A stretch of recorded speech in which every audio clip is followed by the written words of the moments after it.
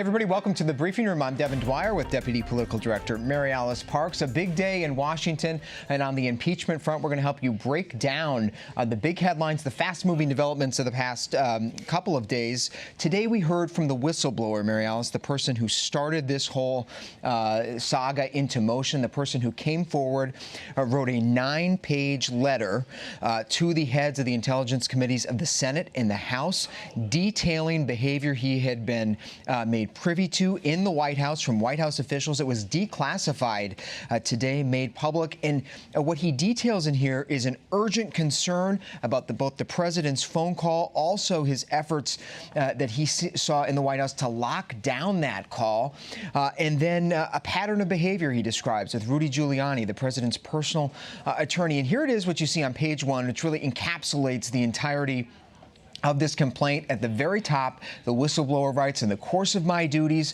I've received information from multiple U.S. government officials that the President of the United States is using the power of his office to solicit interference from a foreign country in the 2020 U.S. election. The interference includes," he says, among other things, pressuring a foreign leader to investigate one of the president's main domestic political rivals. Of course, that's Joe Biden. And the president's transcript of that call released yesterday corroborates that. But this complaint goes even further. Later in the report, the biggest revelation today, the whistleblower writes that according to White House officials I spoke with, this was not the first time under this administration that a presidential transcript was placed into a code word level system solely for the purpose of protecting politically sensitive rather than national security sensitive information.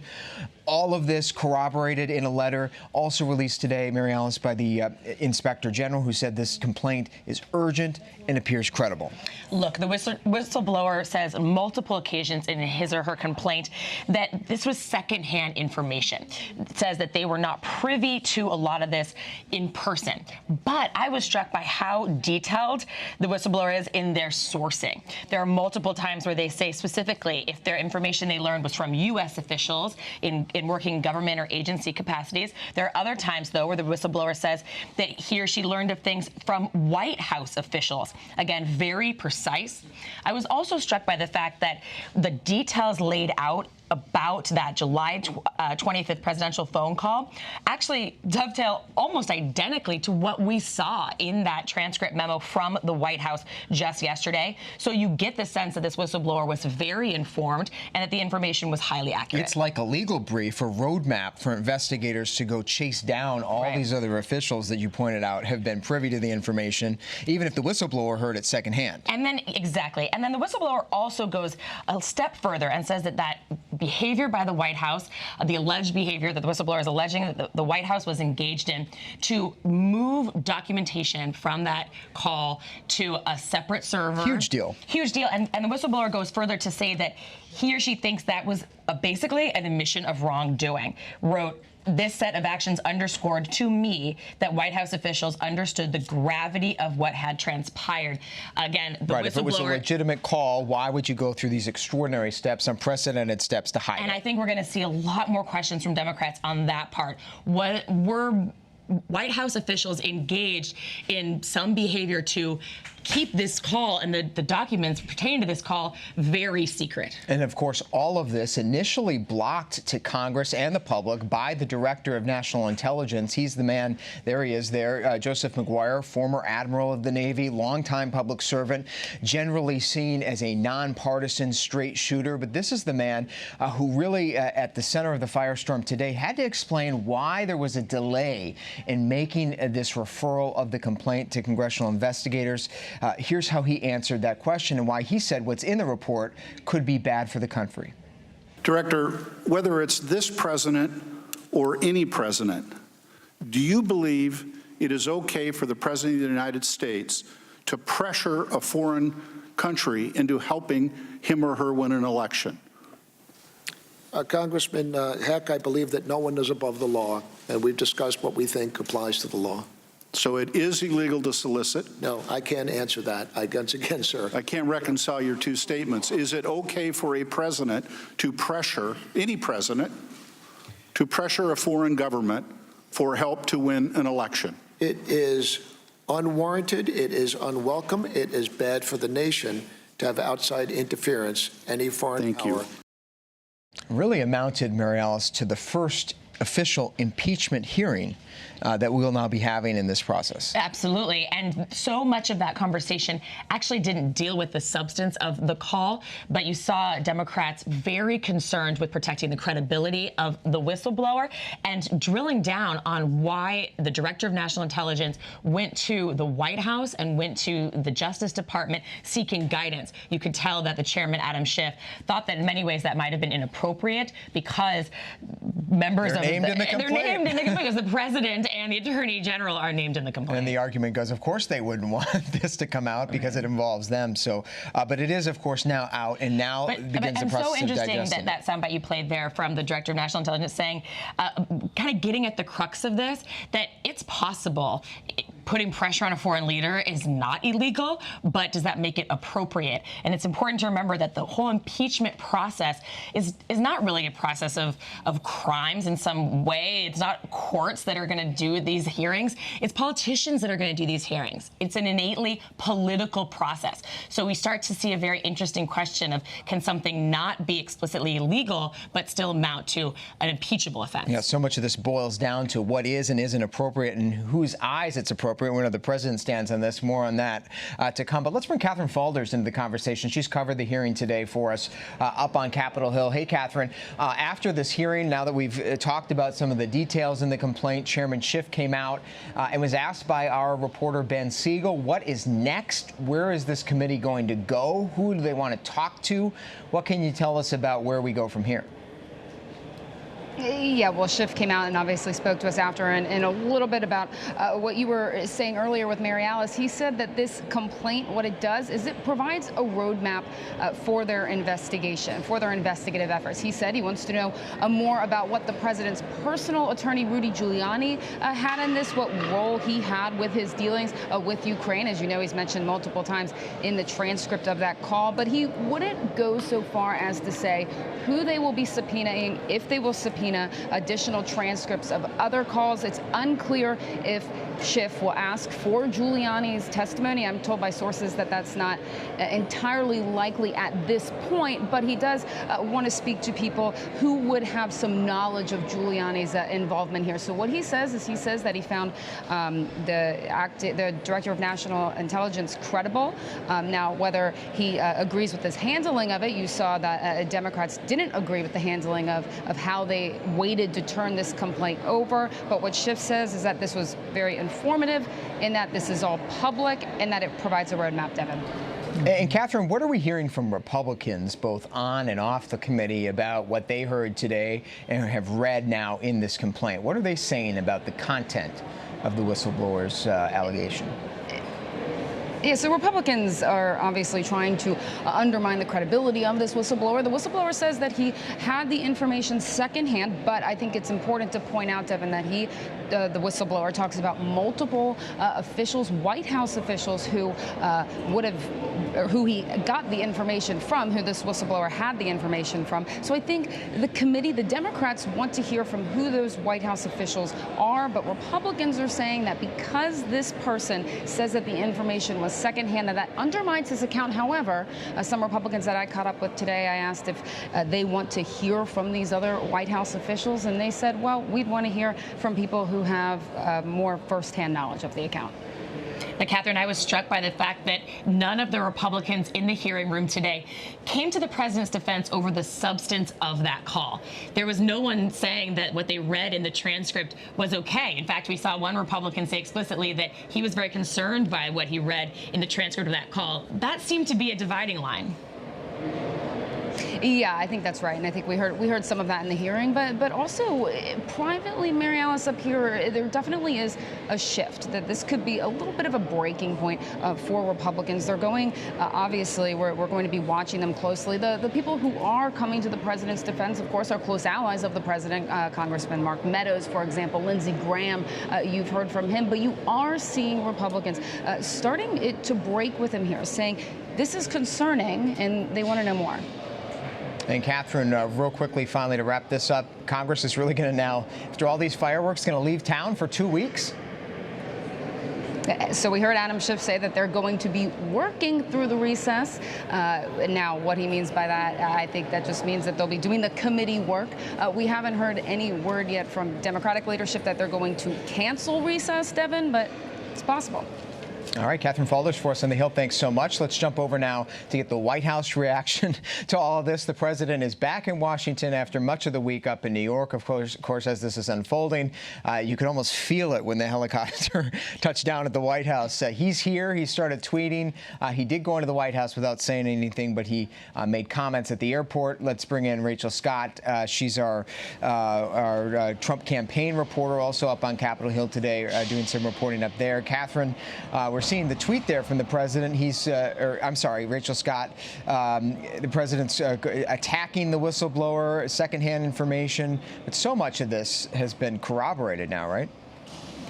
Yeah, and the White House and the president are in a campaign to discredit this whistleblower, right? They are taking issue, the president is, with the fact that the whistleblower heard this information secondhand, and that is cited in that complaint. You see the whistleblower citing the fact that he heard this from other White House officials who described this as disturbing, saying that the president could potentially be abusing his power for his own gain. And so while the Democrats will remember this as the week that they were given the roadmap to continue their investigation for impeachment, the White House, the president, the Trump campaign, they see this as the week that the president solidified his re-election victory. They are fundraising off of this. The Trump campaign released a statement. They are also working hard to discredit the whistleblower on social media. They are calling him a partisan bureaucrat with no direct knowledge who is represented by an attorney for Hillary Clinton. So they're clearly trying to make this a clear and stark partisan divide by discrediting that whistleblower. But remember,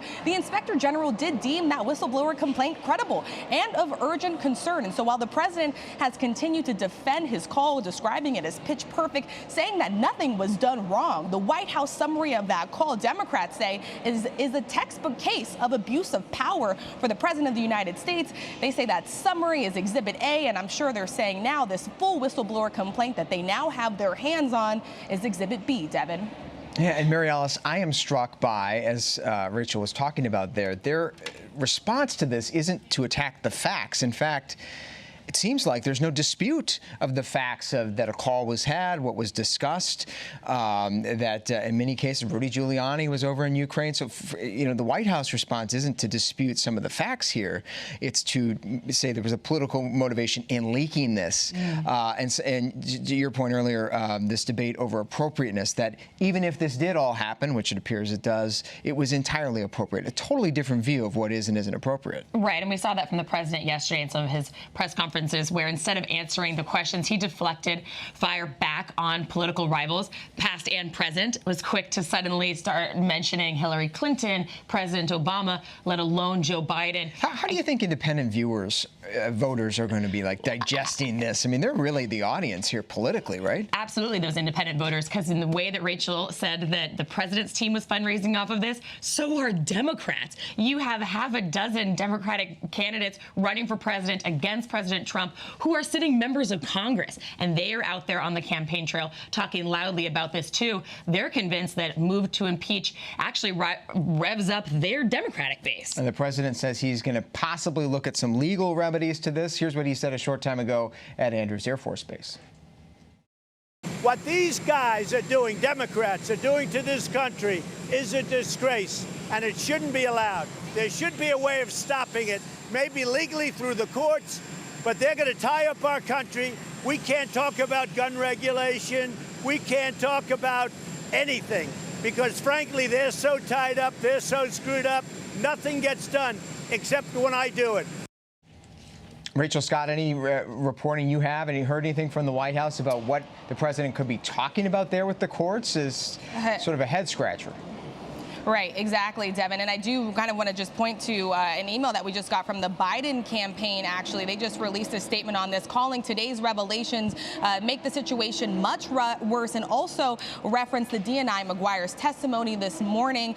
They released this statement that said, in part today, we've confirmed that President Trump's effort to a foreign country intervene in our domestic politics, and were not confined to a single call, but instead part of larger months-long campaigns. So the Biden campaign obviously obviously out with this. And as Mary Alice said, Democrats and Republicans both fundraising off of this. I was told yesterday by an RNC official that the Trump campaign and the RNC have raised more than $5 million fundraising off of the case for impeachment that they don't believe the Democrats have. The question, though, as you guys mentioned now, is how this is going to settle with voters, right? I travel the country. I talk to voters in different parts and key battleground states as well. We know that most of them thought that the Mueller report was just too long, right? TDLR, too long, didn't read it. But this is broken down very simple. And so the question is now, how will this affect those independent voters? How will this affect those Democrats that came out for this impeachment inquiry and those key battleground districts that voted for President Trump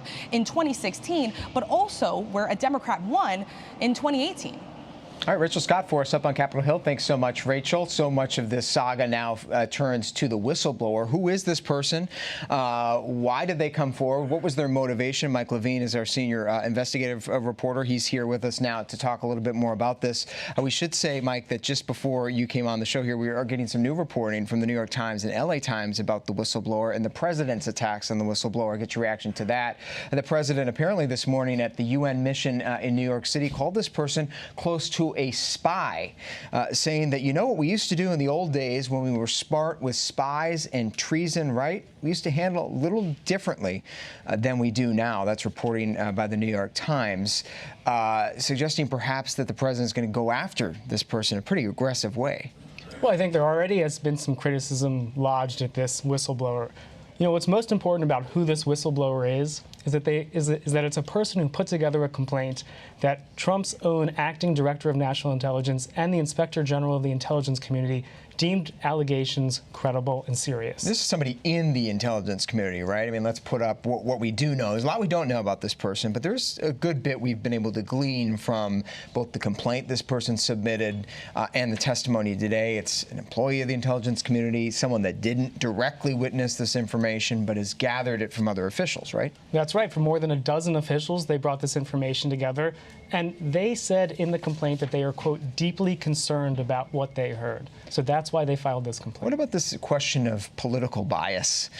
We saw that the inspector general did write that he noticed some indicia of arguable political bias. That didn't affect him, but the president's going to seize on that. Yes, and I think that's why at the hearing today you saw Democrats really, and some Republicans, trying to set up the fact that this whistleblower, at least the allegations are credible and deserve to be investigated. All right, and in fact, as you say, the DNI was asked whether this person was a political hack. Here's how he answered. You don't believe the whistleblower is a political hack, do you, Director?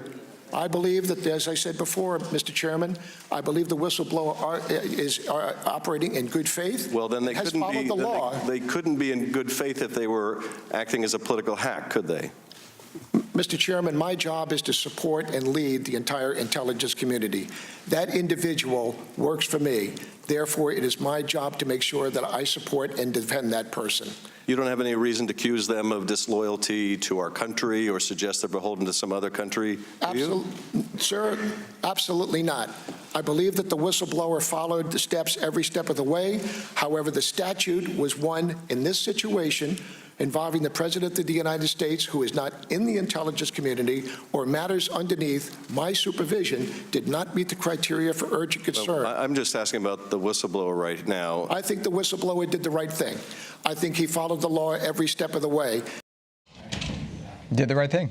Yeah, you know, Democrats at this hearing really tried to head off something that I think you saw in the Russia and Mueller probe, which was the person who first brought the allegations basically got criticized all the time, Christopher Steele. They're trying to prevent that this time. They sure are. They're also trying to bolster the importance of whistleblowers generally in our history and in our politics. Let's bring in somebody who knows something about American whistleblowers. Alison Stanger is the author of a new book, Whistleblowers, Honesty in America from Washington to Trump, also a professor at Middlebury University. It is great to see you, Alison. Thanks for coming in. Yeah, I was struck today as all this talk about the importance of whistleblowers. There's also a debate going on. Mary Alice touched on it earlier, you know, about the appropriateness of these people coming forward. Are they loyal? Are they disloyal? Are they traitors? You write in the book early on, all whistleblowers are leakers, you say, but not all leakers are whistleblowers. Leakers expose secrets, but secrets are not always a cover-up for misconduct. Even if their revelation can often embarrass individuals and destroy careers, whistleblowers expose lies and wrongdoing. How should we think about this person in the middle of this case? Well, I think it's pretty clear that they meet the definition of a whistleblower. They went through all the appropriate channels, as the acting DNI said, and they're really underscoring how whistleblowing is not a partisan issue. Despite how politicians and the president might want to spin it, it's an American issue.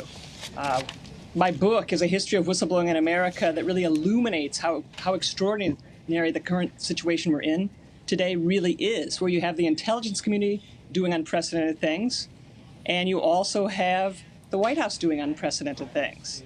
But it's important to realize that whistleblowing is in America's DNA. We've had whistleblower protection since 1778. Before the ratification of the Constitution. And that's the reason why you had unanimous agreement from the Senate that this complaint should come forward. We saw Republicans this morning really drilling down on this sentence in the complaint that the whistleblower admits that he or she was not a direct witness to most of the events described. Is that common, or often are whistleblowers exactly direct witnesses to what they are blowing a whistle on? Well, this is just an extraordinary circumstance, so it's not common, but I think when you view it in historical context, you can really see that the intelligence community has been blowing the whistle on Donald Trump since he entered office, and I go through this in my book. So this is just really the tip of an iceberg. And the important thing, I think, to realize about the current circumstance, despite the hurricane of counter-accusations and the strong language out of the president, is that there seems to be evidence of a cover-up. So Congress needs to investigate, and the truth will come to light. And whistleblowers help do that. And can you speak at all, Alison, to this allegation that this is politically motivated? The president says this person had an agenda. The IG said there was some indicia of potential political bias. And then there was Rudy Giuliani just a couple hours ago to The Atlantic, said it is impossible that the whistleblower is a hero, and I'm not. I will be the hero, Rudy Giuliani said. These morons, when this is over, I will be the hero. I mean, there's clearly politics at play here. How can we be so certain that this person was acting in good faith? Well, the way you can be certain is to read my book, because basically whistleblowers always pay a high price for coming forward. And if you understand that whistleblowing is exposing corruption, or the use of public office for private gain, then the obvious response is to try to spin it as a partisan issue. But that's the most important thing to realize. It's not a partisan issue. It's an American one, and we need to get to the bottom of what it entails. And I think this is going to be a story with deep roots. Yeah, that's for sure. A very timely book, Alison Stanger, Whistleblowers, Honesty in America from Washington Trump. We'll have to have you back. We have a lot more questions for you, Alison. Thank you so much I'd love to come for back. coming Thanks for on. Great to see you. Well, the impeachment battle has certainly ground the 2020 Democratic campaign to a halt in some respects. This debate has been overshadowed by what is taking place in this town. But some of the candidates now speaking out about this impeachment process. Andrew Yang stopped by the briefing room a short time ago, where we asked him how he feels about what went down today. Andrew Yang, thanks so much for joining us. This week you actually came out, one of the last Democratic presidential candidates to come out in favor of opening an impeachment inquiry. You said you think it's the right path forward. What changed for you? Well, I've been in lockstep with Nancy Pelosi, where I think that in some ways impeaching the president plays into his hands politically. Impeachment's unlikely to succeed given the Republican-controlled Senate. And every moment that the story's about Donald Trump, that's a moment that Democrats aren't presenting a new vision for the country that can actually help move us forward. But at this point, you have the president colluding with foreign leaders and putting pressure on them to kneecap political rivals and cover it up. And so at some point, you have to move forward with impeachment. So I think that Nancy Pelosi has done the right thing. You just said it obviously won't accomplish much over in the Republican-controlled Senate. So many Democrats, this issue has divided Democrats. A lot of Democrats say this should simply be fought out at the ballot box. Why not just wait and take this to the voters in the election? What do you think an impeachment effort led by Nancy Pelosi will actually accomplish? Well, my plan is to be there to beat Donald Trump at the ballot box in 2020. And I am one of only 2 candidates in the Democratic field that 10% of Trump supporters said they will support in the general election. So I'm not optimistic that we're going to successfully get him out of office. I expect him to be there for me to defeat in 2020. Tulsi Gabbard, one of your rivals in this race, has said she wouldn't pursue impeachment at this time. Do you think that position should be disqualifying for her to get the party's nomination? I don't think it should be disqualifying. You know, if you look at the composition of the Senate, it's a reasonable stance to say this might end up not being the right move. But I'm on the camp now that, given the president's latest actions, impeachment is the right path.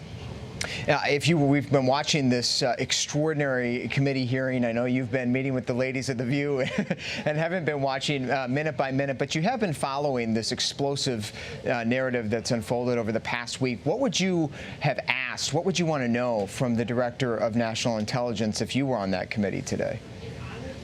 Well, I have been fascinated by the testimony, and to me, the real question is, after you get this set of information, this complaint, then what's the process through which that information gets conveyed to Congress? And that's really been the catalyst to this whole investigation, was this complaint. So I think that we're learning a lot, and one of the upsides to impeachment is that we'll learn more in the days ahead. That is for sure, as these hearings do unfold. I've got to ask you about the front runner, one of the front runners in your race, Joe Biden, at the center of this controversy, of course. Do you think that him being embroiled in this and direct battle with the president, do you think it makes him in any way less electable? I don't. The American people are very smart. Just the Trump administration and Donald Trump himself personally digging for some sort of ammunition, I don't think that affects Joe in the least. All right. Doesn't affect Joe Biden in the least. Molly Nagel covers the Biden campaign for us and is here now. I was sort of surprised by that answer. Yeah. Given the fact that this has sort of embroiled him in quite a controversy. Yeah, you know, I think Joe Biden is really banking on the fact that this is going to show that Donald Trump is unacceptable in the presidency, and they say that this only shows that Joe Biden needs to be the person to replace him, to bring that stability. What's he doing today in the midst of this? So he's actually out in LA. He's doing 3 fundraisers out there. So we don't expect to necessarily hear from him publicly. Is he fundraising off this? He is indeed fundraising off of this. We've seen a couple of emails come through fundraising specifically off of this. The one most recently shows a picture of Joe Biden watching Donald Trump talk about this and saying, imagine what Joe Biden is thinking right now. All right, sorry, we're out of time. Molly, thanks for coming in. We got jammed a bit today. Great to have our Deputy Political Director, Mary Alice Parks. Molly Nagel with us as always. Follow Molly on Twitter. I'm Devin Dwyer in Washington. A packed show. Come back tomorrow, 3:30 Eastern Time here in the briefing room on ABC News Live. Hope to see you then.